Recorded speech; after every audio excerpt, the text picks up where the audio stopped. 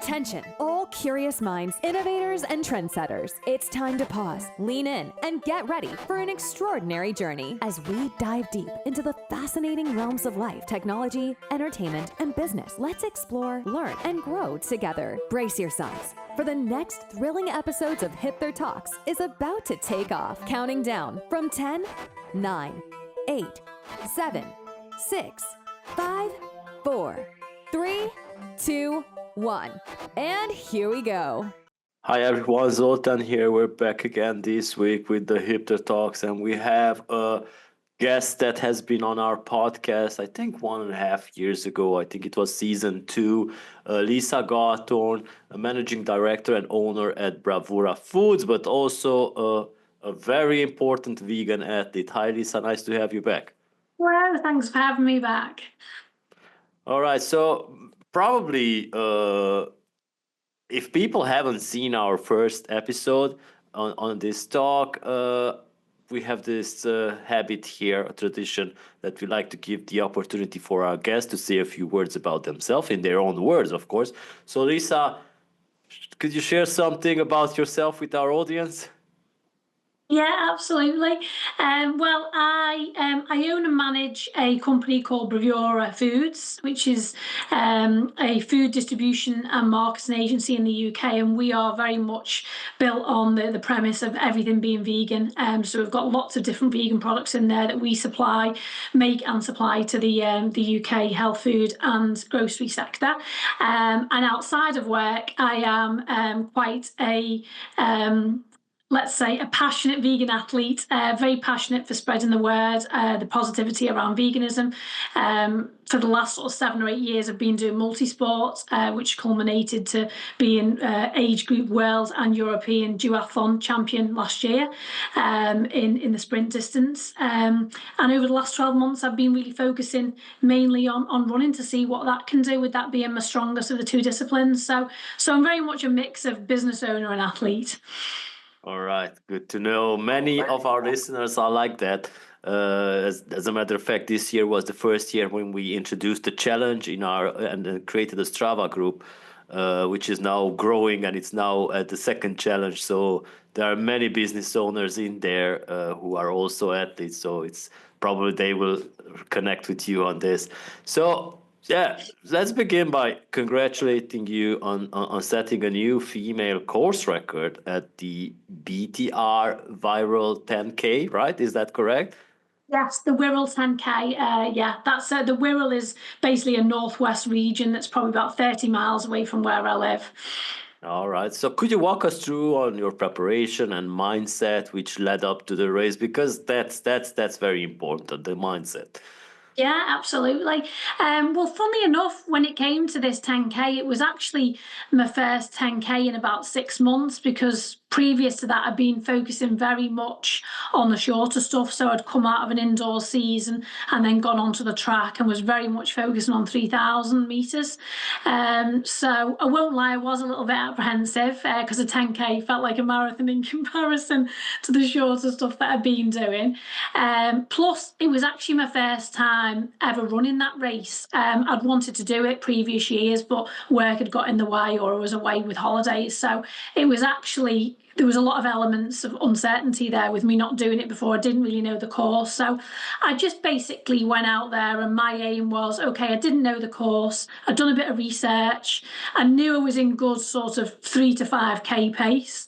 So my plan was very much just aim for metronomic pacing and kind of hold on to that as long as possible. So almost going off at sort of 4 to 5 mile pacing and just trying to hold that for the 6 miles. And I was blessed with very good weather on that day. It was a little bit windy, but nothing that held back. And I managed to obviously just get very close to that, just nearly close to breaking 37 there.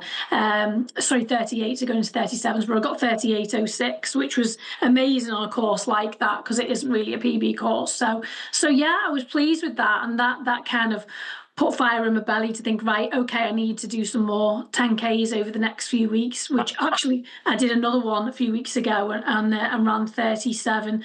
34, so I'm getting close to going back towards the early 37s.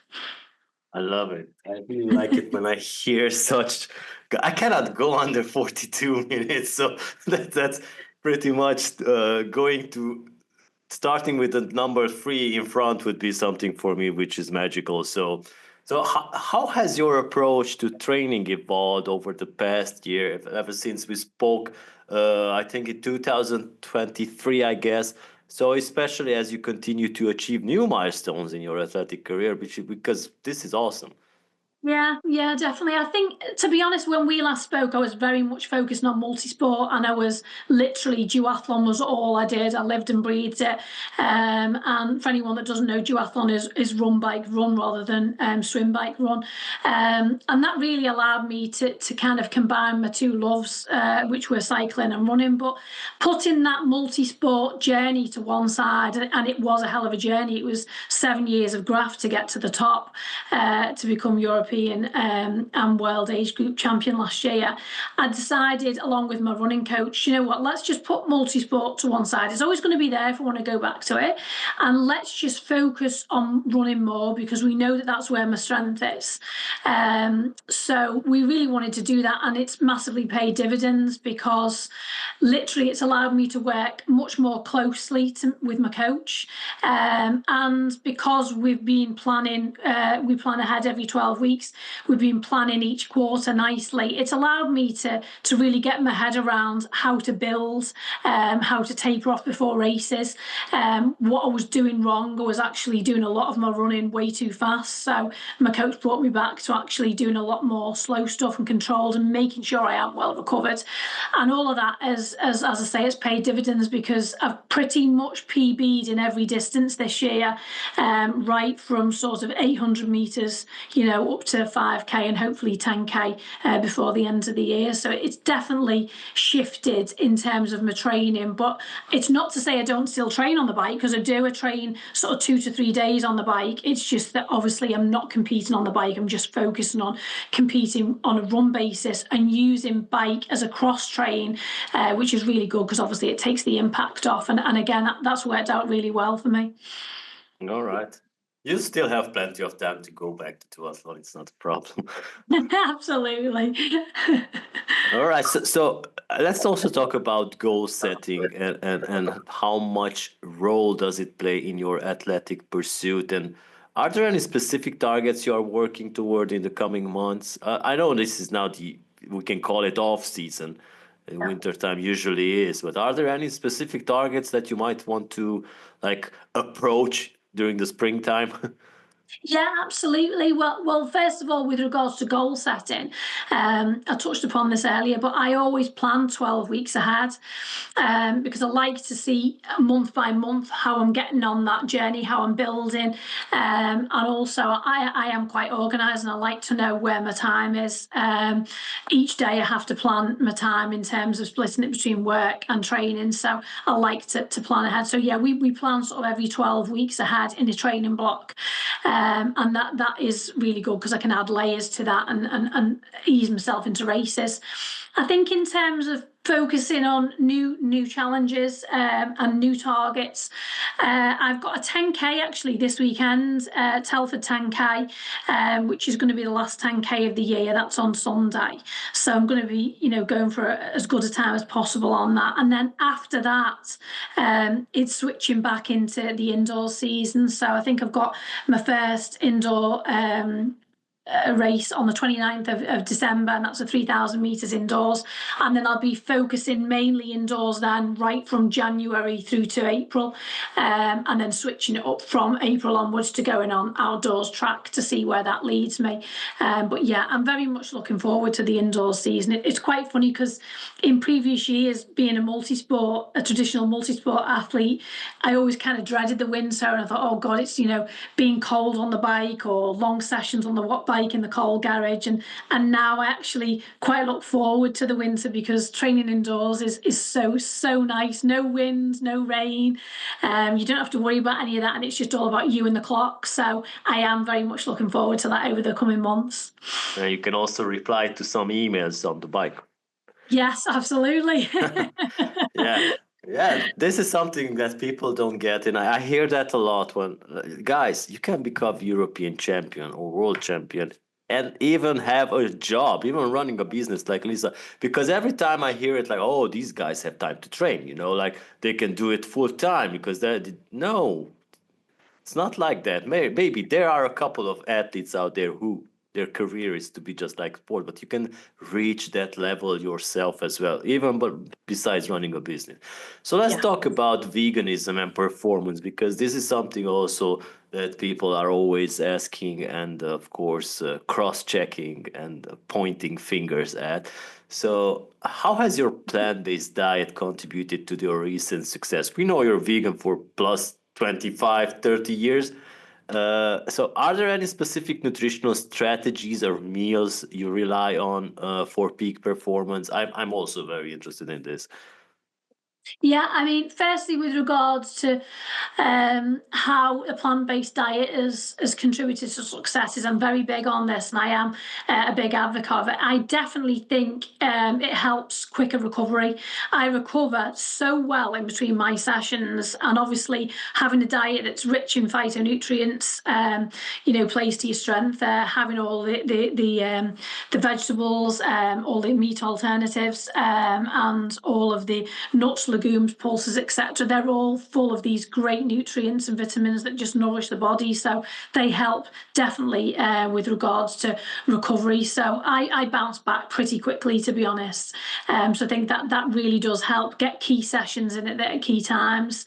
And I also think because the diet is so healthy, I'm not talking about a junk food diet, I eat a very much a whole food plant-based diet.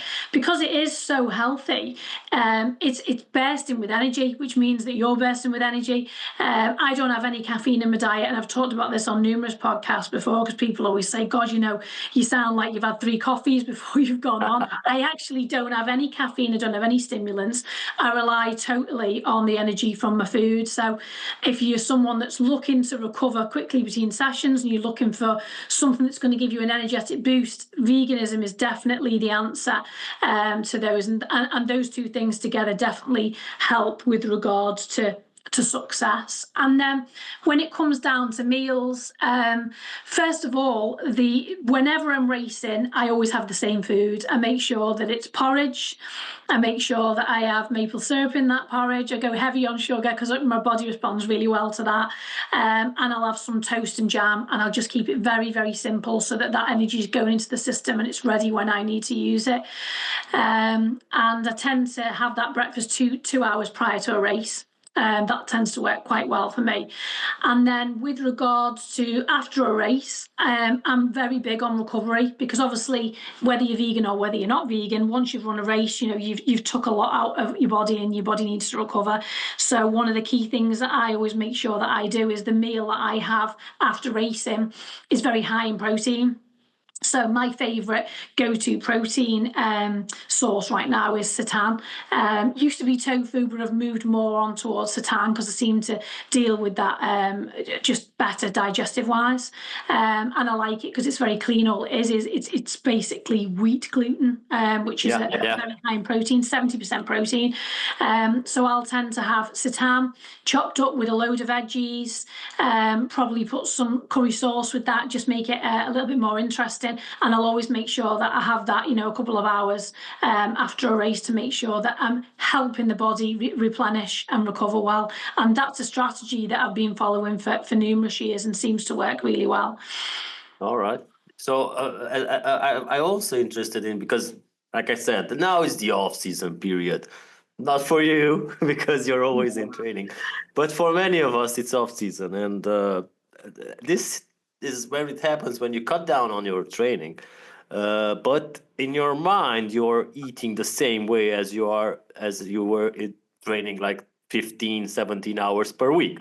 So what advice could you give us mere mortals about how to adapt to this? Because I am honest, I put on 3 kilos after my off season started, so I'm guilty. But what advice could you give us for just like to keeping that like, of course you cannot maintain that level of training all Yeah. year long, but at least keeping the same kilos as during the training period. Yeah. I mean, I've got to be honest. I don't get too scientifically hung up on weight per se. I do use an app that I find really helpful, MyFitnessPal, and I use that primarily not to track calories but to track my macros, because there's definite trends when I do well in races with regards to where my macros are. So we're talking fats to proteins, to carbohydrates in terms of percentages and ratios. So I think that having that as a kind of a tangible resource to look at, just to make sure that you're not necessarily over egging fats or under egging proteins, I think that can be a really valuable resource for people to have. And sometimes that can be a wake-up call, because if you're shamed, let's say, into entering all the food that you've had during the day, pictorial wise, it will show you a little graph over, okay, well, this is what it means to you with regards to your carb content, your fat content, and your protein content. And you'd be actually quite surprised to find some of the foods that you might necessarily think are healthy aren't healthy. So I think having something like that, an app like MyFitnessPal, can definitely keep you on track. But I'd also say don't get too caught up in it, because very much like the bodybuilding sector, they have to have an off season because they can't remain in that cut scenario, and they have to go into a winter bulk, etc. It is healthy to be able to do that and to not worry about putting a few pounds on. In actual fact, it's nice from a mind point of view to be able to relax during the winter period and think, well, do you know what, we've got Christmas coming. There is going to be a little bit of overindulgence.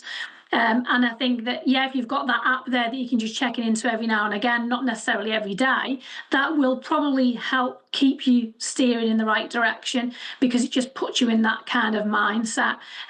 But, most people over the winter season do kind of put a little bit of timber on, and that's useful for some athletes as well with regards to cross-country season. You need it when you're out in the cold and you need to be strong, etc. And it comes off so quickly when you go back to your training anyway. So I'd say have a little look at an app, but don't get too hung up on the numbers. Just kind of try and understand more.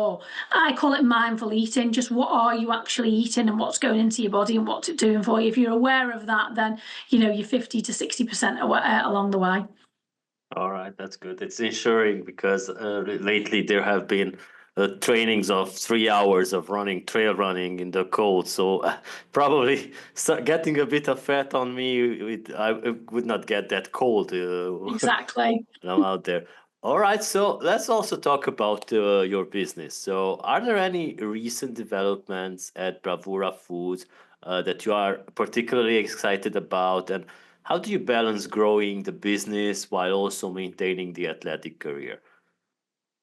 Yeah, so recently we've took over a kombucha brand that actually historically did used to be with us about 4 or 5 years ago, and they decided to come back on board with us. They're called the Gutsy Captain, and that's a great range of kombucha lines. So we've just taken over that brand, and that's available in numerous stores in the UK. So we're going to be really focusing on market growth for that as a fermented food product in our portfolio. In addition to that, we are developing behind the scenes quite an innovative and exciting health and wellness brands. We're in the very, very embryonic stages of that with regards to research and development, but that's something that we're passionate about, and hopefully we're going to be getting that on the market sort of Q2, Q3 next year. So that both of those kind of projects are keeping me busy. With regards to trying to keep the balance in between business and athletics, I think because I am quite a good project manager and I'm a good time manager, that definitely works to my advantage, because every day I plan my day out. I know how many hours a day I'm going to be training. I know where in the day I'm going to be training, and I know where I can schedule my meetings around that. It's not unusual for me to get up, do a bit of training before work, train on my lunch hour, and then maybe even train again in the evening, depending on how quickly I finish work. So I think being a good project manager and a good time manager definitely helps to make sure that I'm hitting my key training sessions, but I'm also hitting my key projects in work as well. All right. So are your products available outside the UK? Some of them are. So we've got a brand called Panda Licorice, which is available worldwide. We're the UK distributor for that. We've also got our own brand called Free From Fellows, and that's available throughout the UK and Europe. That's a range of vegan and sugar-free gummies, hard-boiled products, and also some vegan marshmallows as well, that are gelatin free. And then we have another brand called Peanut Hottie, which is available in Europe and the UK, which is a powdered peanut butter, defatted powdered peanut butter. But some of the products are available on Amazon as well, so they're all on there. All right. So, as a vegan entrepreneur, how do you see the market for plant-based products evolving in the coming years? Because will it grow further, or will it have a moment of stall and then grow further? It's very interesting to see how some of the plant-based companies that were available of worldwide have stopped. Then new brands came along, but they are not as successful. So it's very interesting to see this. Yeah, absolutely. I think that, first of all, in the UK, there's been a bit of scaremongering about this with regards to some vegan companies going under. But for the amount that are going under, there are a much larger amount that are prospering. So I think you've got to kind of keep that to the forefront of the mind. With any business industry, there's always going to be casualties of businesses going through, whether they're vegan or not. But I definitely think that, we've seen such explosive growth in the market over the last probably 5 to 10 years. I do think that's going to continue. I think that the biggest growth probably already happened with regards to that explosive growth, getting all of the brands in the supermarket and getting the merchandise next to their meat alternatives, etc. But I think with regards to where the plant-based market's going to go next, I think we're going to see growth. I think we're going to see good growth in areas where brands are focusing on things like provenance, because there's going to be more scrutiny on provenance, ingredients integrity, carbon footprint, ethical natures of manufacturing. All that kind of stuff is very, very important. And obviously, all of that mixed in with healthiness at the forefront of the mind. I think where you're going to see this market move is very much in a functional environment. So, in the last 12 to 18 months, we've seen a huge boom in functional mushroom products, not just as standalone products, but functional mushroom ingredients being used in everyday vegan products. And I think we're going to see lots more of that, the likes of lion's mane, the growth of nootropics, the growth of adaptogens, and I saw a brand last week and it was fantastic, and it's actually a brand of non-alcoholic beverages called 3-Spirits, and you can use them instead of wine. And they're great because they're just a mix of adaptogens and nootropics and things that make you feel great. So I think you are going to see a lot more of that, particularly with regards to the fact that all the kids that are coming out of university now, they're actually not drinking alcohol. They are very health focused. They're going to Pilates, they're going to the gym, and they're clean living adults. So I think they're going to be driving a lot of that cleanliness and functionality of products that are coming out in the future. And I think we'll definitely see that start to really kind of murmur over the next few years. Wow, that's great. Because all the non-alcoholic drinks, like non-alcoholic wine or whiskey or I don't know, gin that we get here in this part of Europe is mostly sugar based, and it's just like sugar and sugar. But like you said, that's very interesting with all these with the mushrooms. And it's funny that you mentioned the lion's mane, because I just started taking this pre-workout powder which has lion's mane, and this is the first time I use it, so it's good to hear about it again. Yeah, absolutely. There's quite a lot of sports nutrition products at the moment that are using things like ashwagandha, lion's mane. So it's great to see, and I think that will definitely start sort of evolving into food as well.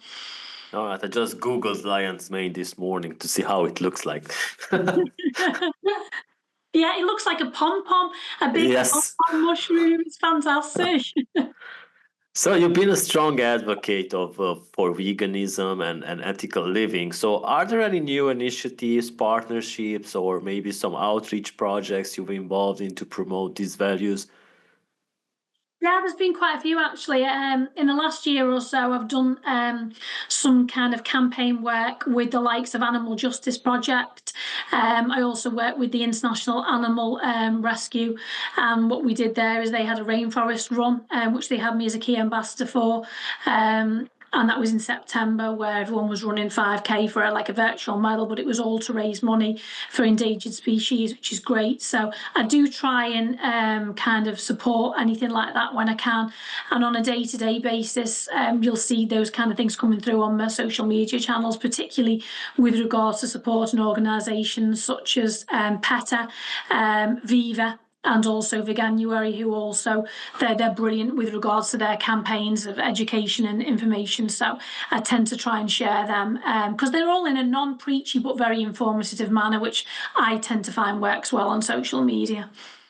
All right, so our audience who usually participates in our conferences are now going to point me out because so that's why Zoltan is giving us vegan food at the conference, because starting 2022 we switched all our conferences are just plant-based food. Not of Yes. all of the participants like that, but hey, what can you do? You got to make this move. Excellent, that's great to hear. Yeah, I usually say we are forcing you to become vegan. Love that.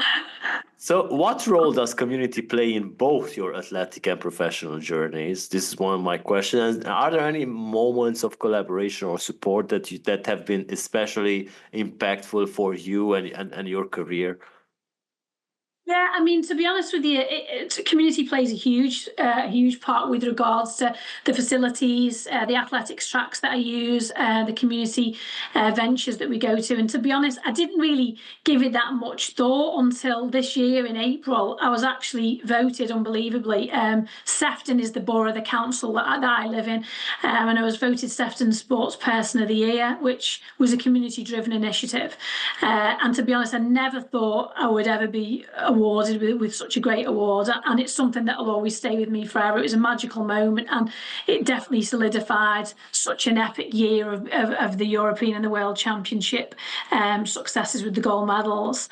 And without that kind of community involvement, without these places to train, it would be a very, very tough environment to prosper in. So, I'm always thankful for those. I mean, the kind of stadiums that I use around here, we've got one near us in Litherland that I go to, that's run by Sefton Council, and we've got one further afield run by Manchester Council, where a lot of the big global stars actually train. So it's not an unusual circumstance to be doing 800-meter reps in there next to Keely Hodgkinson and Georgia Bell and some real big names, because they're Manchester based as well at the M11 club. So would be lost without that kind of sports and involvement of the community, and it's something that I feel is definitely important for your progression as well.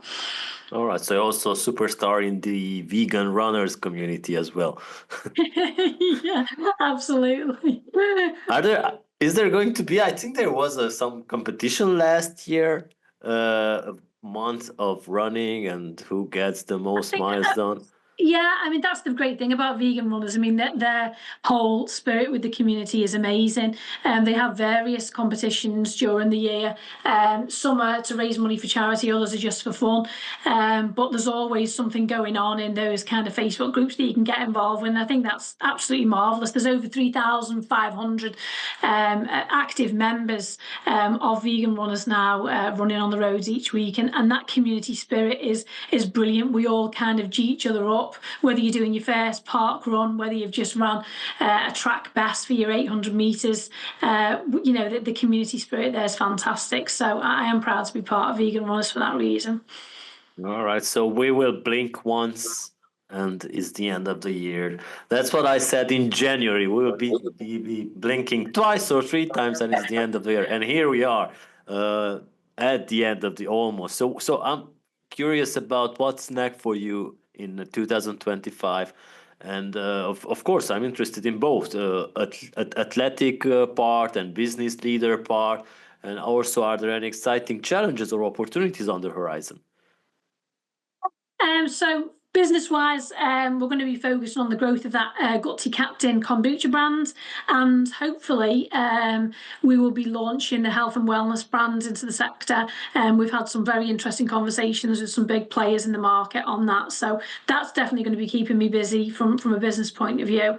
From an athletics point of view, obviously 2 more races before the end of this year, and then it's straight into the indoor season, which I'm really looking forward to.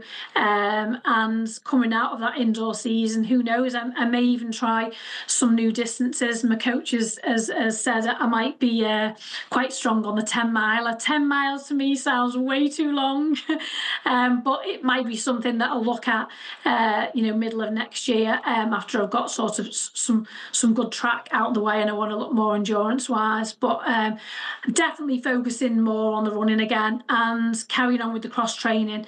I'm a big believer on that. I know some coaches are very funny about it and they just think no, time on legs is key if you're a runner, but you only have to look to Georgia Bell, who got a bronze medal in the Olympics. She spends 50% of her week on a bike. That's pretty much what I do as well. So I'm a big believer in, you don't have to get out there and pound the streets every single day. You can get on the elliptical, you can get on the bike, and your body will thank you for it and you'll come back stronger. So I'll definitely be doing more of that this year with regards to, training on the bike alongside my running, because it's definitely helped me so far. All right, so the multi-sport organizers next year in, I think it's Poland, the European Championship in April, are not going to be happy to hear this, but yeah, that's it. All right, so Lisa, thank you so much for your time. Any shout outs you want to give at the end? Really, just if anyone wants to check out on socials, I'm on Instagram as just Lisa Gawthorne, very easy to find. And all our brands are under Bravura Foods on Instagram as well. All right. Okay, so our audience, thank you so much for joining. Hope you learned something today as well. Lisa, again, thank you for joining us. And yeah, we will be back next year. Next year, because this is the last episode of the year, by the way, guys. Thank you so much for season 3. Next year, we're kicking off season 4. That's 4 years of doing our podcast. And thank you for our huge growth this year. Goodbye, all. And that's a wrap for this section of Hipther Talks. Thank you for being a part of our journey today. Don't forget to tune in next week for more insights and discussions. Stay connected with us on Spotify, YouTube, Google Podcasts, Amazon Music, Apple Podcasts, and more. Until then, keep exploring and keep growing. We'll see you next time.